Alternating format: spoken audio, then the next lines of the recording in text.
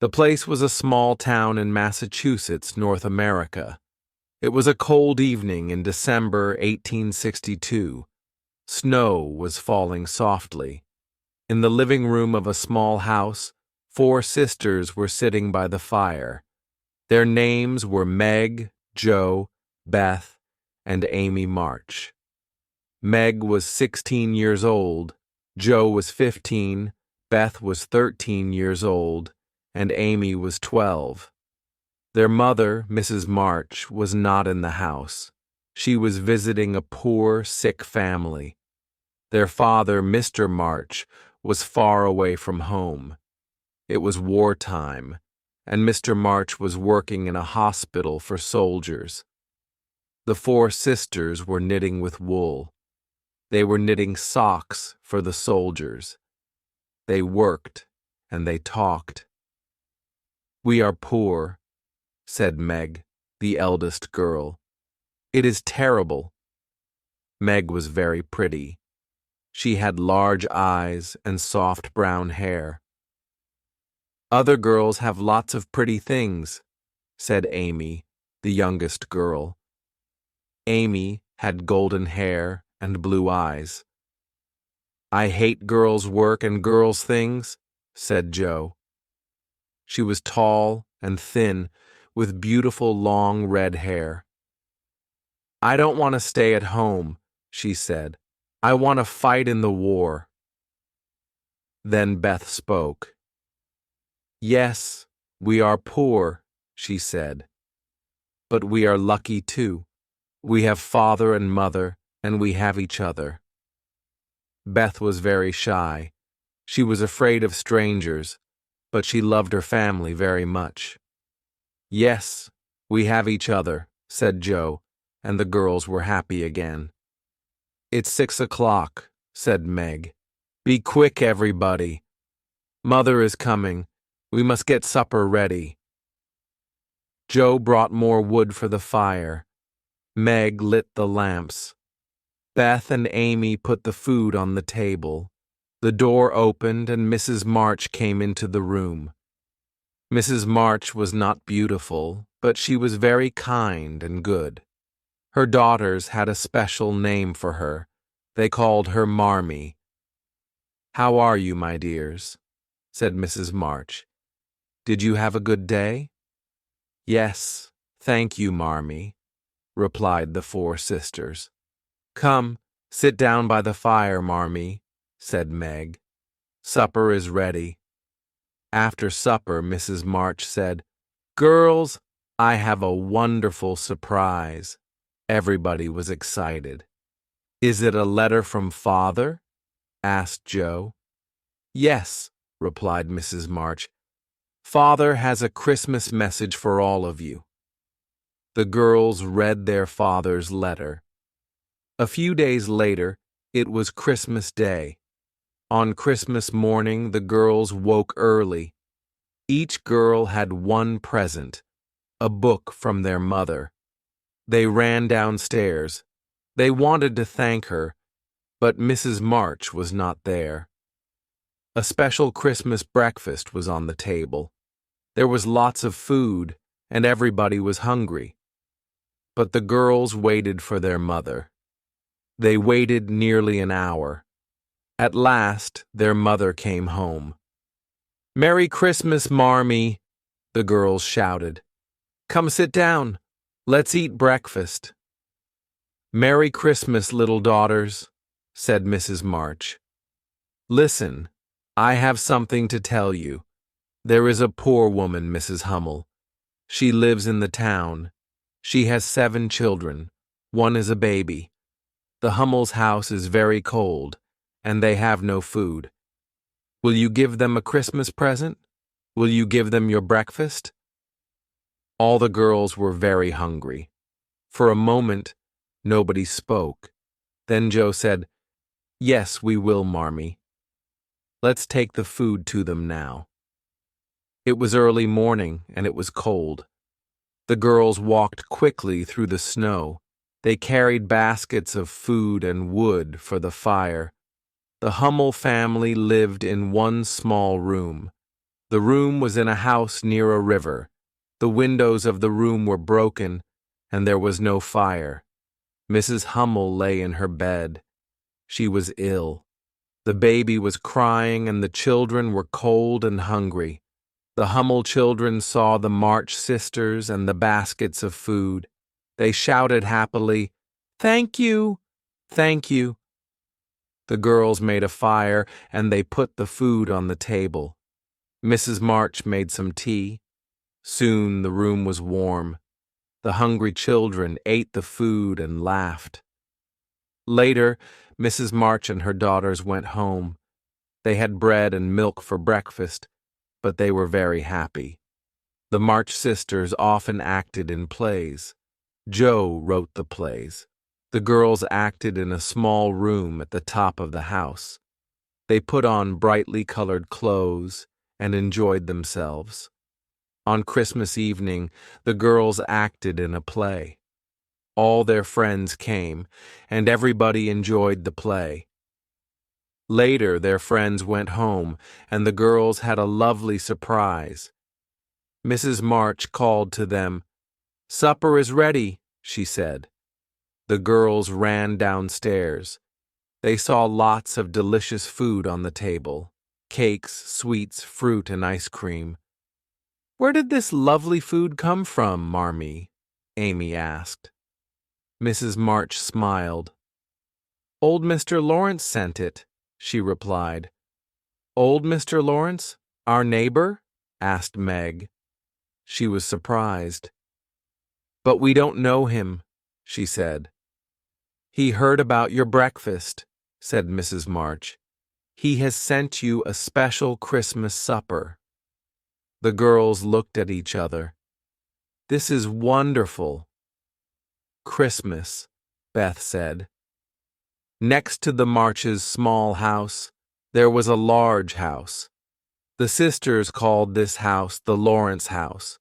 It belonged to their neighbor, Mr. Lawrence. Mr. Lawrence was old, and he was very rich. His house was very beautiful. He lived in the house with his grandson. His grandson was 15, the same age as Joe. Sometimes the March sisters saw Mr. Lawrence's grandson, but the boy was always alone. A few days after Christmas, Joe was in her garden.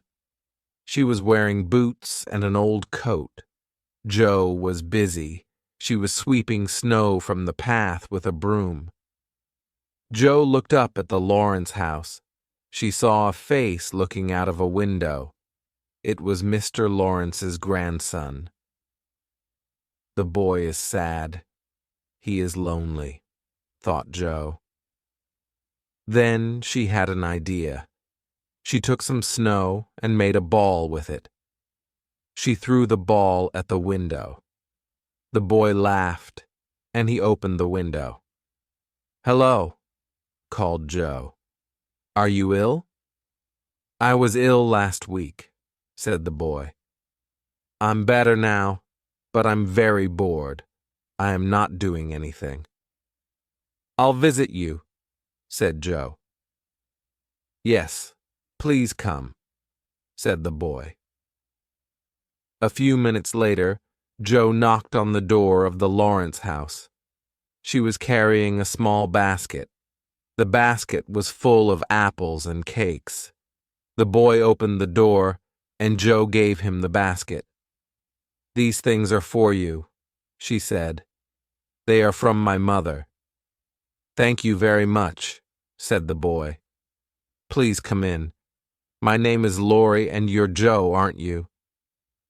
"Yes," said Joe.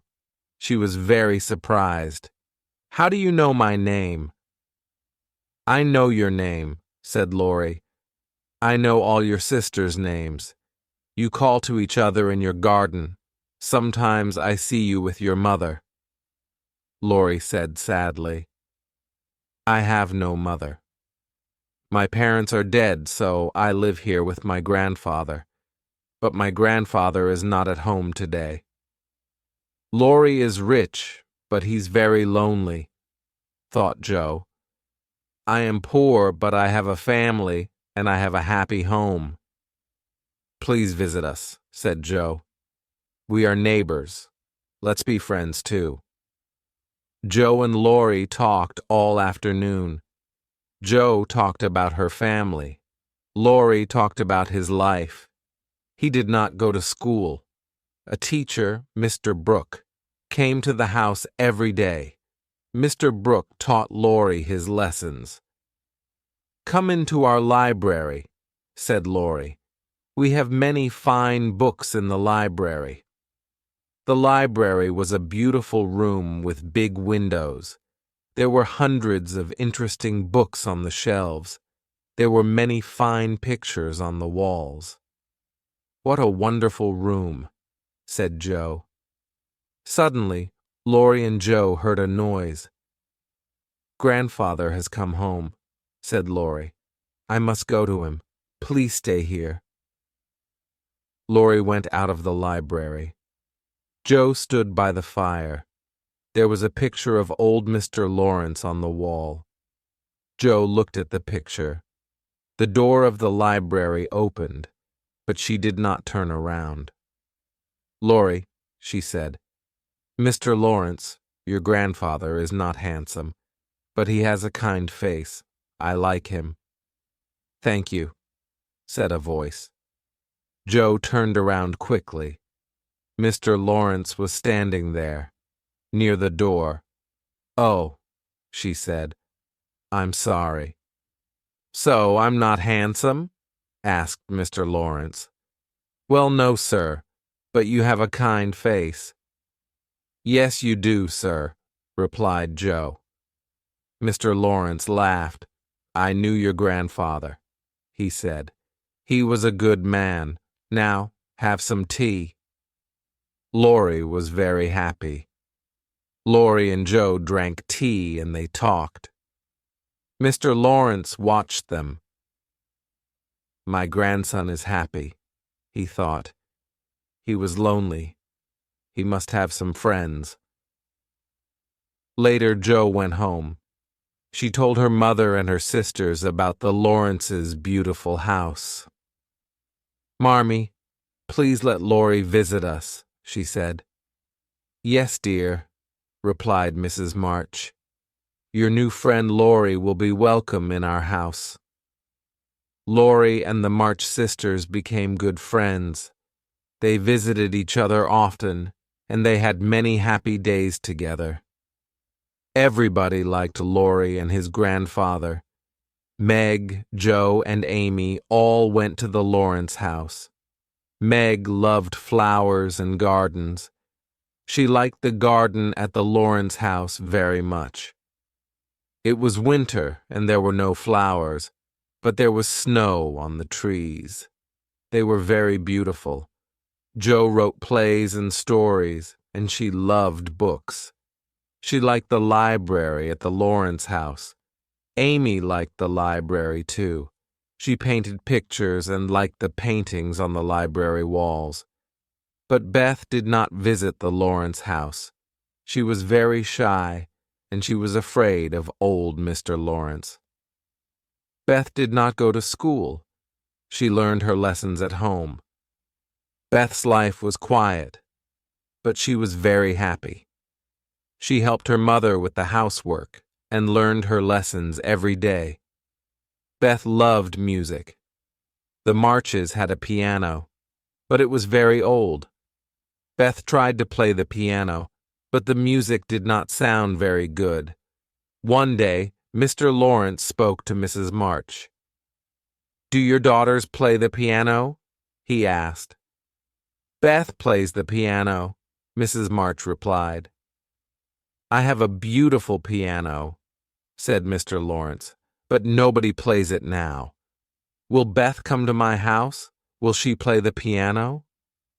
Beth is very shy, Mrs. March said. Laurie and I are often out of the house, said Mr. Lawrence. Beth must come then. We will not hear her playing the piano. Mrs. March told Beth the news. Beth was very happy and excited. She wanted to play Mr. Lawrence's piano.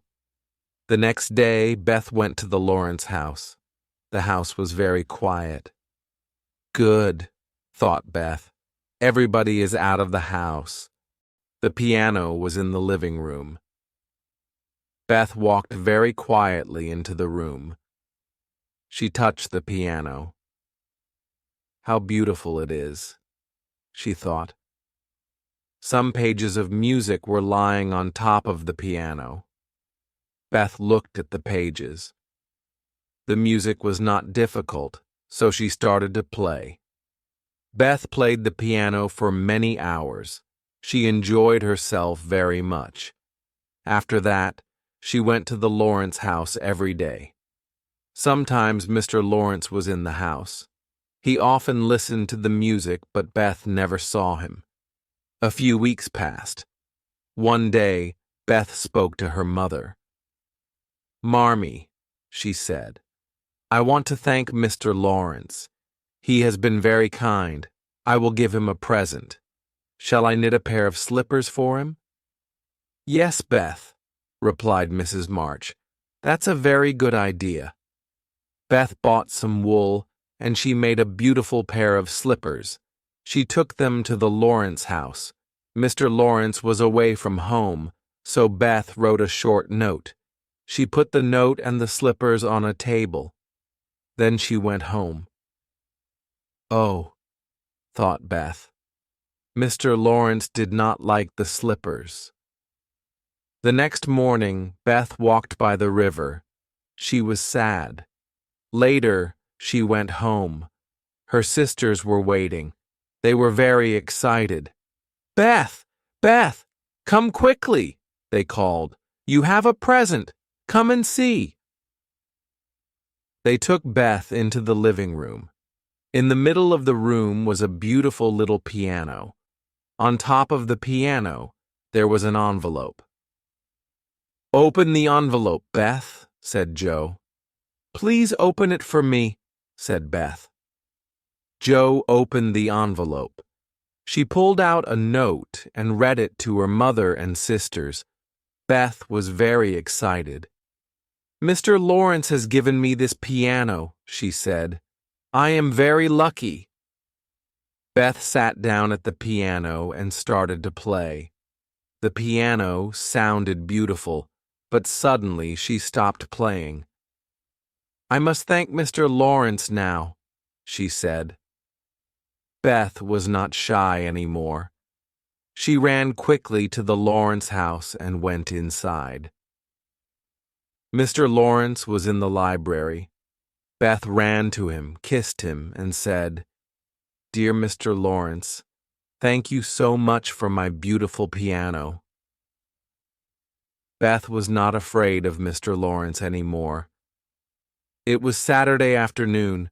Meg and Joe were in their bedroom. They were putting on their coats. They were going out. Amy came into the bedroom. "Where are you going?" she asked. "Don't ask questions," said Joe. "We're going to the theater with Laurie," said Meg. "We're going to see a play." "Oh," said Amy. "Want to come with you?" "Please." "No," said Joe. "You are too young." "I'm not too young," she said. "I'm 12 years old. Please, please let me come with you." Joe often became angry very quickly. She became very angry with Amy. "No, Amy," she said. "We will not take you with us. Please go away." Amy started to cry. At that moment, Laurie arrived at the house. "Meg, Joe, are you ready?" he shouted. "We're coming," Joe replied. Joe and Meg ran downstairs. Amy stopped crying. "You'll be sorry, Joe March," she shouted. Joe and Meg had a wonderful time at the theater. They returned home in the evening. Amy was reading a book. She did not ask them questions about the play. The next day, Meg, Beth, and Amy were sitting in the living room. They were sitting by the fire. Suddenly, Joe ran into the room. She was very upset. "Where is my book of stories?" she asked her sisters. "Have you seen it?" Jo often wrote stories. She wrote them all in a little book, but today she could not find her book. "I haven't seen your book," said Meg. "Have you seen it, Beth?"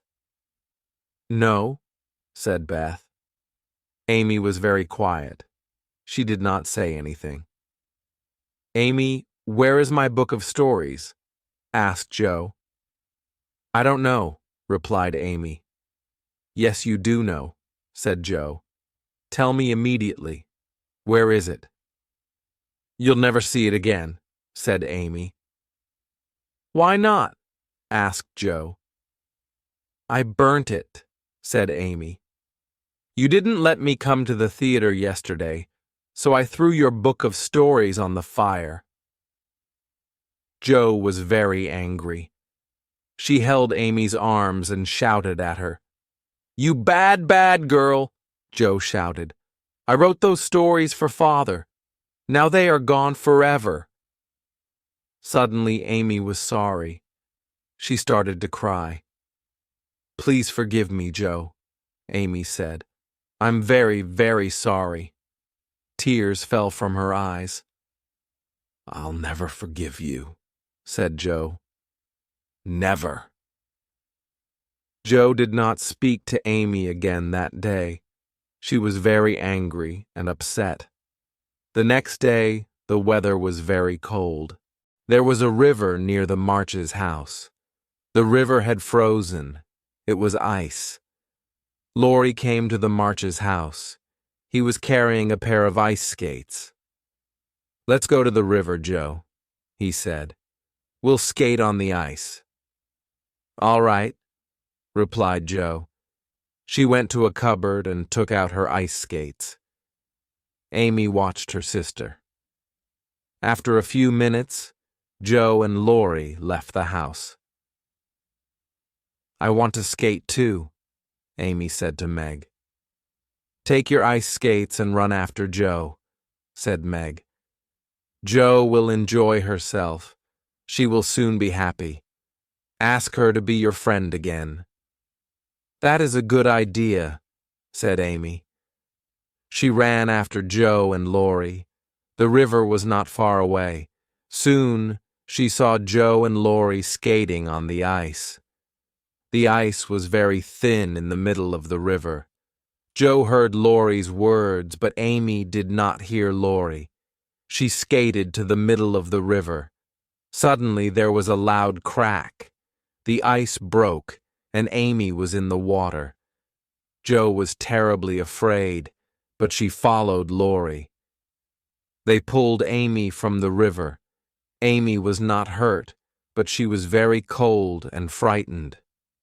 Jo and Laurie took Amy home. Mrs. March carried Amy upstairs to her bedroom. She took off the little girl's wet clothes and wrapped her in a blanket. Then she carried her downstairs to the living room. Amy fell asleep by the warm fire. "Will Amy be all right, Marmee?" asked Jo. "Yes, dear," replied her mother. "Amy was in trouble, but she will be all right now. She isn't hurt." Jo started to cry.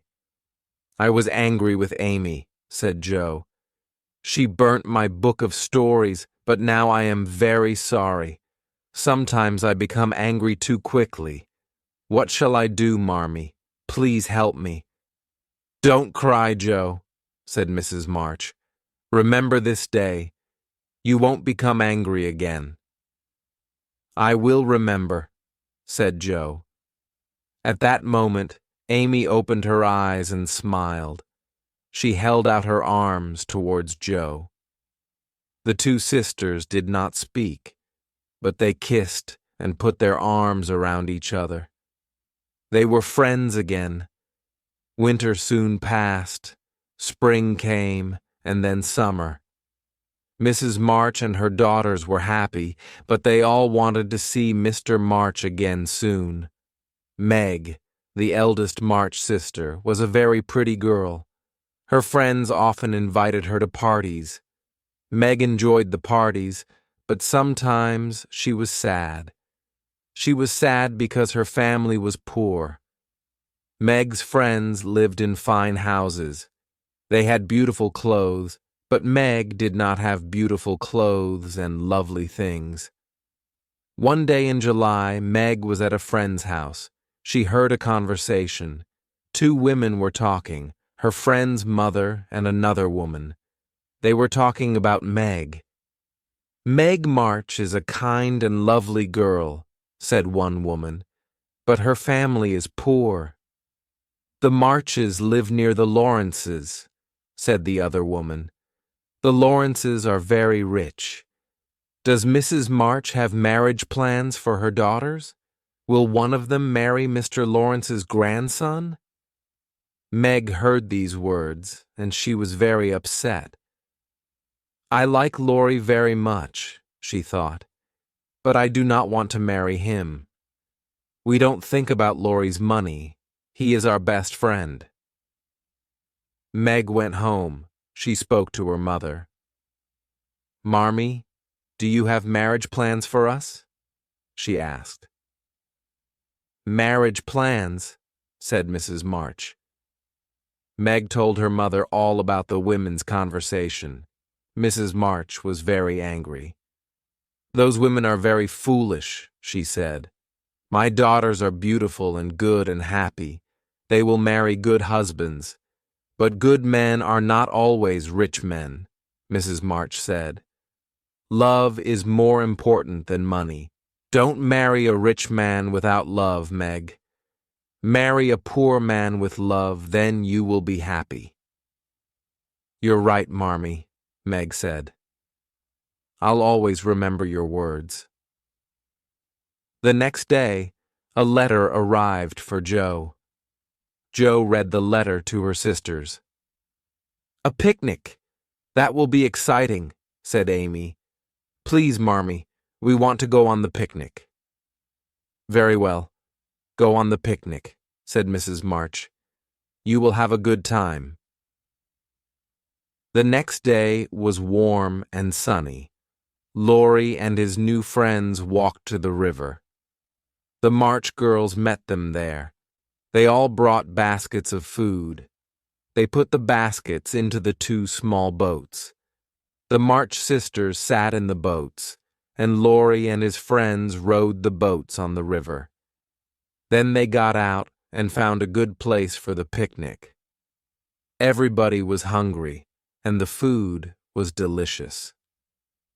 Later, Joe, Laurie, Beth, and Amy talked. Laurie's friends and he played games. Meg was reading a German book, but she did not understand some of the words. Mr. Brooke, Laurie's teacher, was a quiet young man.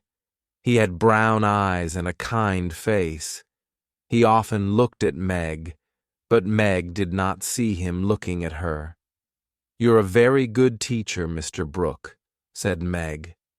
"Thank you," replied Mr. Brooke. "I enjoy my work. Laurie is a very good student." Everybody had a good time at the picnic. At last, they had to go home. The next day, Meg was looking for her gloves. "I've lost a glove," she said. "Have you seen it, Joe?" "No, I haven't seen it," replied Joe. "Did you lose it at the picnic? I'll ask Laurie later." Joe said to Laurie, "Meg has lost a glove." Laurie started to laugh. "I know where her glove is," he said. "Where is it?" asked Joe. "I will tell you," said Laurie, "but don't tell Meg." "I won't tell Meg," said Joe. "The glove is in John Brooke's pocket," said Laurie. Joe did not understand. "What do you mean?" she said. "Why is the glove in John Brooke's pocket?" "Meg dropped her glove, and John Brooke found it," said Laurie. "He put the glove in his pocket. He looks at it every day. John is in love with Meg. Isn't that wonderful?" But Joe was angry and upset. "No," she said. "It isn't wonderful. It's terrible news. Mr. Brooke will marry Meg. He will take her away from us. No, I am not happy. I am very unhappy." Summer and autumn passed. It was November. The weather was cold and wet. One afternoon, the March sisters were sitting in their living room. Meg looked out of the window. She watched the rain. "November is a terrible month," she said. "It is cold and wet. Nothing ever happens. Our lives are very boring, and we have no money." Amy was painting a picture. "One day, I'll be a famous artist," she said. "I'll travel to Italy. I'll paint beautiful pictures. Then I'll sell the pictures, and we will have lots of money." "I'm going to write books," said Joe. "I'll be rich and famous too. That is my dream. What is your dream, Beth?" "I'm very happy now," said Beth. "I shall stay at home with Marmee and Father." Meg looked out of the window again. Suddenly she said, "There's Laurie. He's coming to the front door." A few moments later, Laurie came into the room. He was holding a small envelope in his hand. He was worried and upset. "What is it, Laurie?" said Joe. "Is something wrong?" "Where is Mrs. March?" said Laurie. "I have come from the post office." Laurie held up the envelope. "This is a telegram for your mother. It's from Washington," he said. At that moment, Mrs. March came into the room. Laurie gave her the telegram. Mrs. March opened it and read it quickly. Then she sat down in a chair. Her face was white. "I must go to Washington," said Mrs. March. "I will go on the train tomorrow morning. Joe, run to the post office. Send a telegram to the hospital. Send this reply: 'I will come immediately. Meg, Beth, Amy, come and help me. I have to pack my case.'" The three girls started to help their mother. Joe put on her hat and went out. Laurie went home. Mrs. March went to her desk in the living room. She opened a drawer. There was some money in the drawer, but not very much. "I have to buy a train ticket," she thought. "Will the girls have enough money for food?" A few minutes later, there was a knock on the front door. Meg opened the door. Old Mr. Lawrence and Mr. Brooke, Laurie's teacher, were standing outside. "Laurie told us the bad news about your father," said Mr. Lawrence. "I'm very sorry. Will your mother go to Washington?" "Yes," said Meg. "She will go to Washington tomorrow morning." "She must not go alone," said Mr. Lawrence. "A friend must go with her. I'm an old man. I am not strong. I can't go with her. But John Brooke is a young man. He can go to Washington with your mother." Mr. Brooke looked at Meg and smiled. His face was very kind. "Don't worry about your mother," he said. "I'll take care of her." Meg was very pleased. "Thank you very, very much," she said. Soon everything was ready for Mrs. March's journey. Evening came, but Joe had not returned. Mrs. March was worried. "Where is Joe?" she said. "It's very late." At last, Joe came home. She walked into the kitchen and put some money on the table. "This money is for your journey, Marmee," she said. Mrs. March looked at the money, then at Joe. She was very surprised. $25, she said. "Joe, where did you get this money?" Joe did not answer. She took off her hat. Everybody looked at her. "Your hair, your beautiful red hair," said Meg. "Oh, Joe, what have you done?" "Many women want long red hair," said Joe. "I went to the barber shop. The barber cut my hair, and then I sold it to him. He gave me $25 for it. I wanted to help Marmee and Father." Tears fell from Mrs. March's eyes. "Joe, you are good and kind," she said. That night, Meg and Joe could not sleep. Joe was thinking about her hair, and Meg was thinking about Mr. Brooke. Both girls were worrying about their father. The next morning, Mr. Lawrence's carriage came to the Marches' house. Mr. Brooke was sitting inside the carriage. Mrs. March kissed her daughters and said goodbye. Then she got into the carriage. The sun shone on the sad faces of the March sisters. "Goodbye, dear Marmee," they said.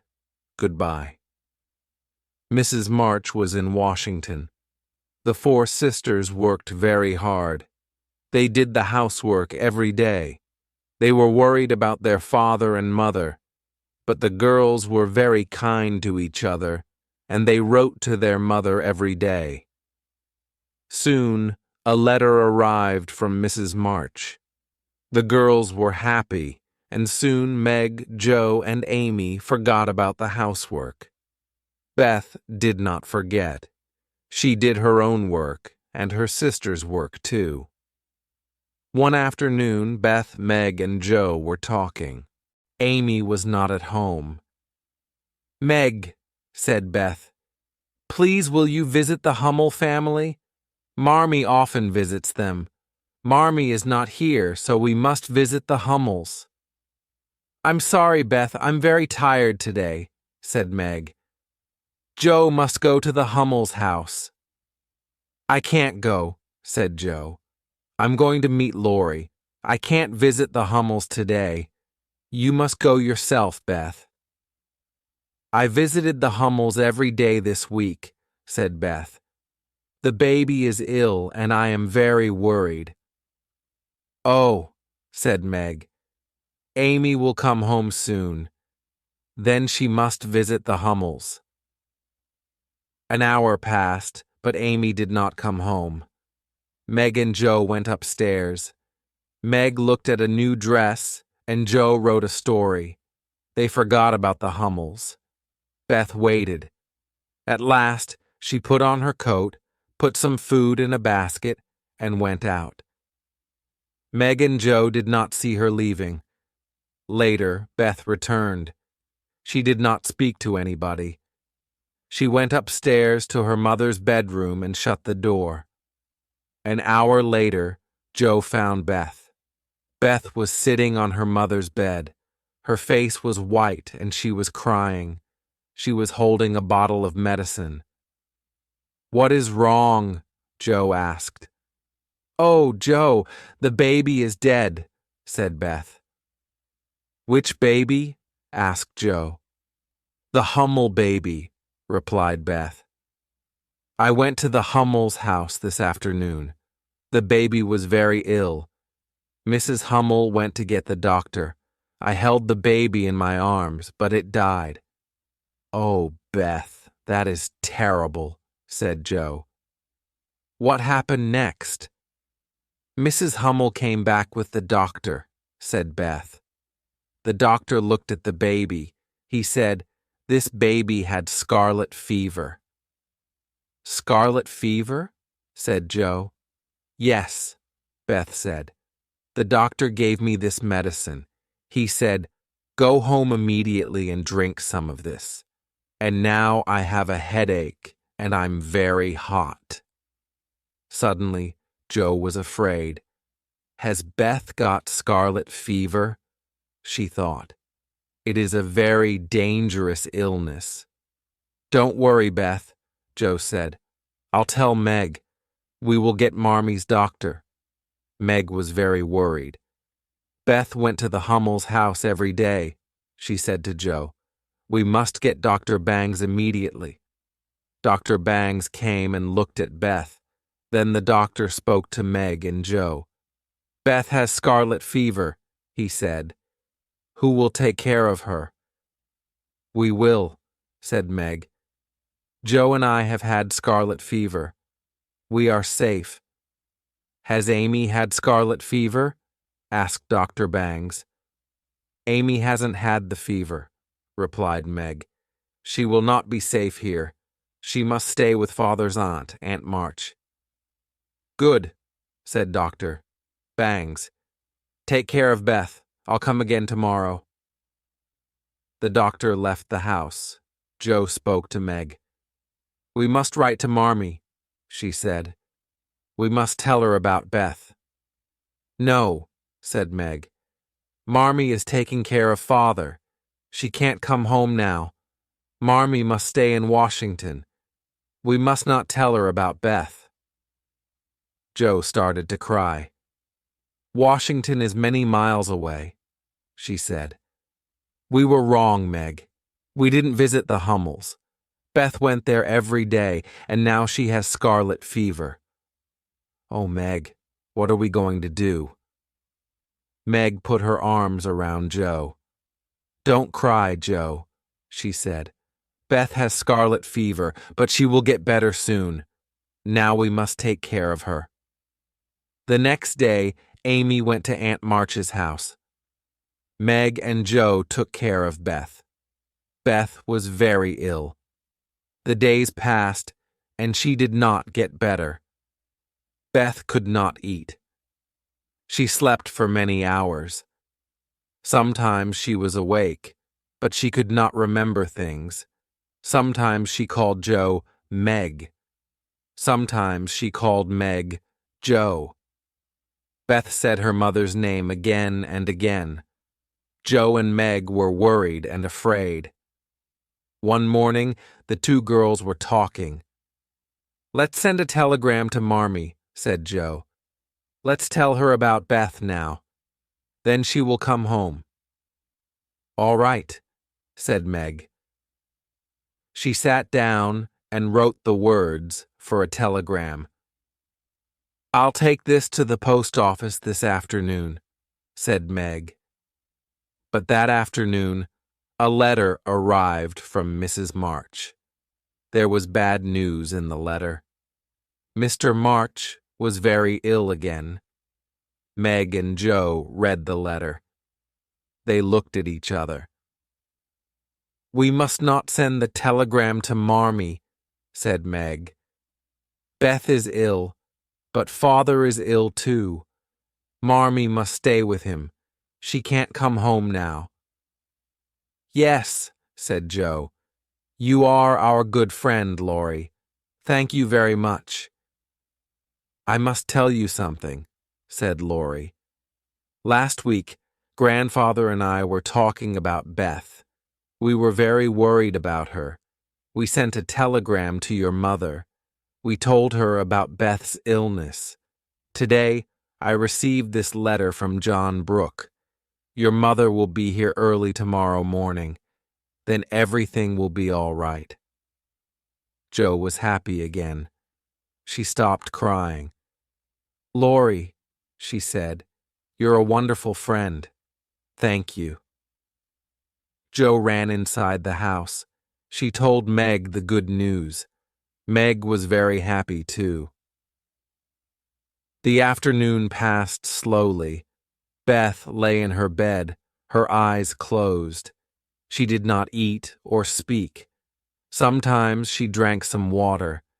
Meg and Joe sat by her bed. The wind blew and the snow fell. At last, night came. Meg and Joe watched Beth. They waited for Mrs. March, and they waited for Dr. Bangs. Old Mr. Lawrence and Laurie waited too. They sat downstairs in the living room by the fire. The hours passed. At 2:00 in the morning, Joe went to the window. She looked out at the garden. There was thick snow everywhere. The world is sad and lonely tonight, she thought. Suddenly, she heard a noise. She turned around. Meg was crying. Beth has died, thought Joe. Beth has died, and Meg cannot tell me. She went to the bed and looked down at Beth. Beth was quiet, her eyes closed. Then the door opened, and Dr. Bangs came into the room. Beth is dead, Joe said quietly. Dr. Bangs looked at Beth. He held her hands, then he smiled. No, he said, Beth isn't dead. She's sleeping. She's going to be all right. There is no more danger. Meg and Joe put their arms around each other, and they cried. They were very, very happy. Soon it was morning. The sisters heard the sound of a carriage in the street. Then Laurie called from the living room, "Girls, girls, your mother is here." Mrs. March had come home. Amy was unhappy at Aunt March's house. She wanted to see her family. Aunt March was an old lady. She did not like young girls. Sometimes she was angry with Amy. Every evening, Amy had to read to Aunt March, but she did not like Aunt March's books. They were not very interesting. One evening, Aunt March spoke to Amy. "I have had a letter from your mother," she said. "She has come home. She will take you home tomorrow." Amy was very happy. Soon, the four sisters were together again. Every day, Beth grew stronger. One day, a letter came from Washington. It was from John Brooke. Mrs. March read the letter. "Girls, girls, I have wonderful news," she said. "Mr. Brooke is going to bring Father home." It was a week before Christmas. The March sisters were very busy and excited. They made Christmas presents, and they cooked delicious food for Christmas Day. In the evening, Jo spoke to her mother. "Marmee," she said, "I must tell you something. John Brooke loves Meg. In the summer, Meg lost a glove. John Brooke found it, and he put it in his pocket. Isn't that terrible, Marmee?" "Why is it terrible?" asked Mrs. March. "John Brooke will marry Meg," replied Jo. "He'll take her away from us." "Listen, Jo," said Mrs. March. "John Brooke is a good young man. He was very kind and helpful in Washington." "John Brooke must not marry Meg," Jo said. "Meg must not marry a poor man." "Money is not important," replied Mrs. March. "John is good and kind. He loves Meg very much. But Meg is young. She's only 17. They must wait." "Please don't be sad, Jo," Mrs. March said. "One day, you will leave this house too. You will meet a good man, and you will marry him." "No, Mother," cried Jo. "I'll never marry anybody. I want to be a famous writer." At last, it was Christmas Day. Everybody had some presents. Everybody was happy. In the afternoon, Laurie and old Mr. Lawrence came to the Marches' house. They brought presents. Everybody talked and everybody laughed. Then somebody knocked at the front door. Laurie went to the door. A moment later, he came back into the living room. He was very excited. "Here is another Christmas present for the March family," he said. A tall man was standing behind Laurie. Everybody looked at the man. For a moment they did not speak. Then the girls shouted together, "Father!" All the sisters ran to their father. They put their arms around him. Everybody was talking and crying. "This is the best Christmas present," said Amy. Then another man came into the room. It was John Brooke.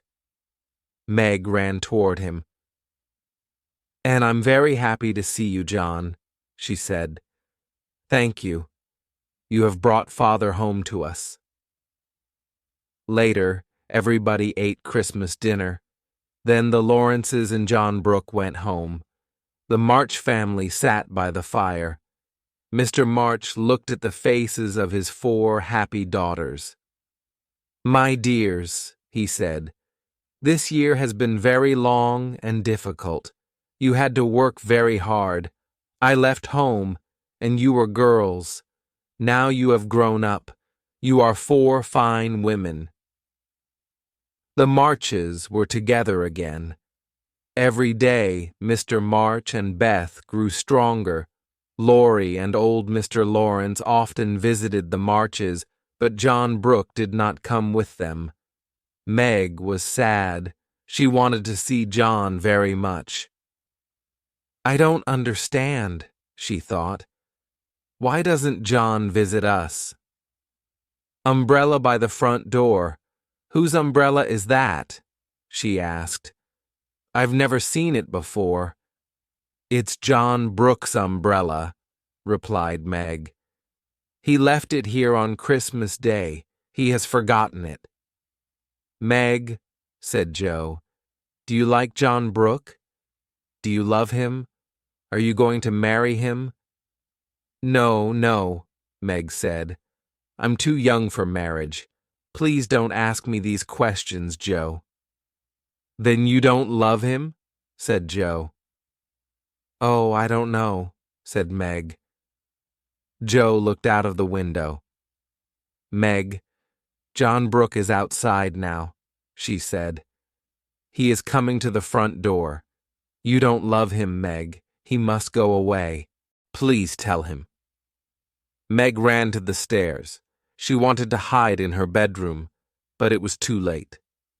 John Brooke came into the house. Good afternoon, John, said Joe. Do you have my umbrella? I left it here. He smiled, then said, How is your father? He's very well, thank you, said Joe. I'll bring him. Joe went upstairs, and Meg started to follow, but John Brooke stopped her. Please don't go, Meg, he said. I must say something to you.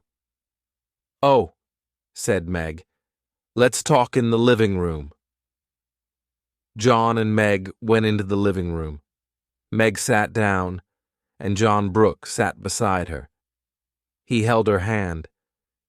Dearest Meg, he said, I love you. I am poor, but I can work hard.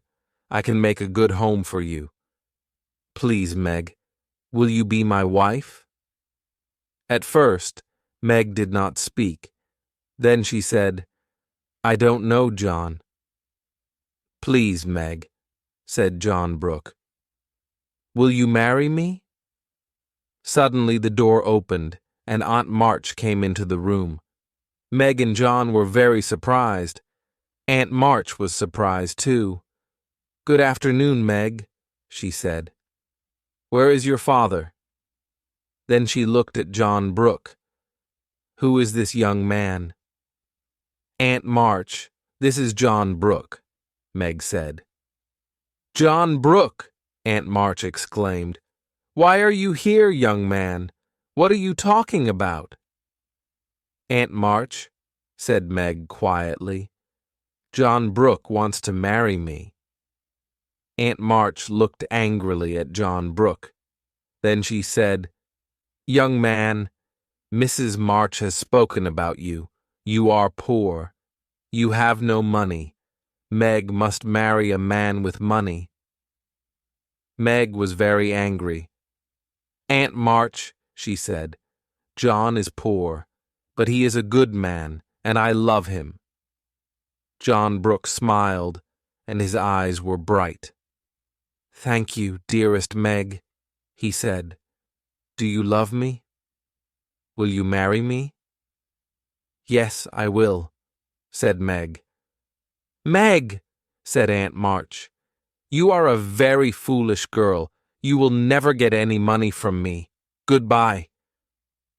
She turned around and went quickly out of the room. Meg and John told the March family their good news. "It's wonderful news," said Mr. and Mrs. March. "Congratulations, congratulations," said Amy and Beth together. Jo said nothing. She was not happy. Later, Laurie and Mr. Lawrence came to the house. They congratulated Meg and John, but Laurie looked at Jo's face. "What's wrong, Jo?" asked Laurie. "Aren't you happy?"